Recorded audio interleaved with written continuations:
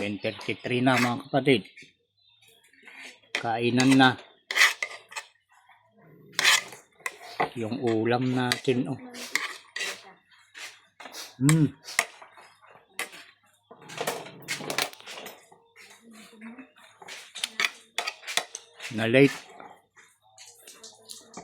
Na-late tayo nag-video.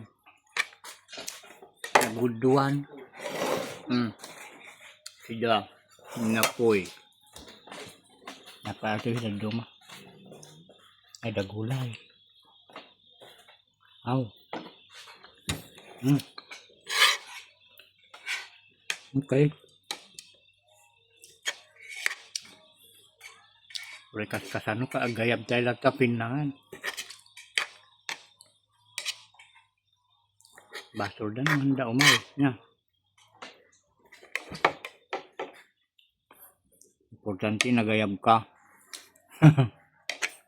Kasi lagi budbuda ang kakabsat. Anak umay ka di damit ayaban. Apay makumumay ka no handa ka ayaban. Apay aso.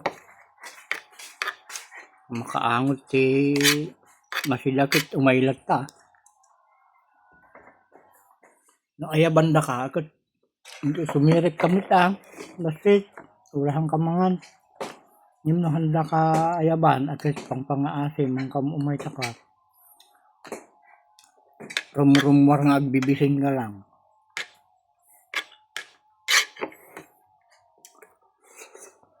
Kas dia tibiyag kakabsat.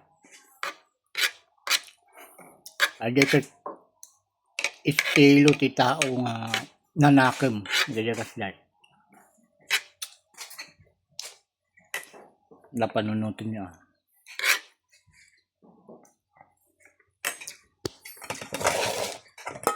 Padasim, makamumay ka ti maisang apa. Balay nga di na kami ayaban nga ka. Makaduklos ka lang tang umay. Kasi medyo agkusilap yakin balay apay nya rantam. Ayay. Nya. Nya. Gusto basta nasayaat ano. Masapal agpakada ka ano umay ka. Da ka pala diyan muhara ka ibaga mo ka.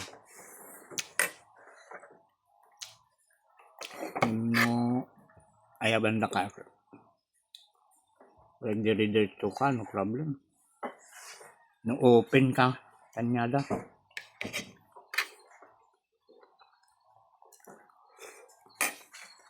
Marami kasing bagay mga kapatid na ano,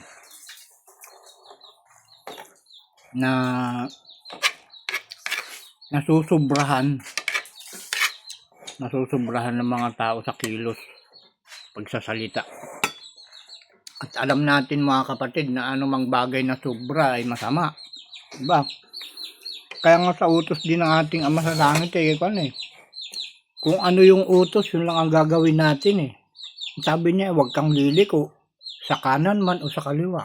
Diba? Yung mga bagay na dapat nating gawin, hanapin natin yung limitasyon. Hanapin natin kung saan tayo dapat pumwesto sa mga bagay na dapat natin gawin. Ulitin natin mga kapatid, nabanggitin. Saan man tayo naroon, ano man nating ginagawa, hanapin natin yung limitasyon mga kapatid.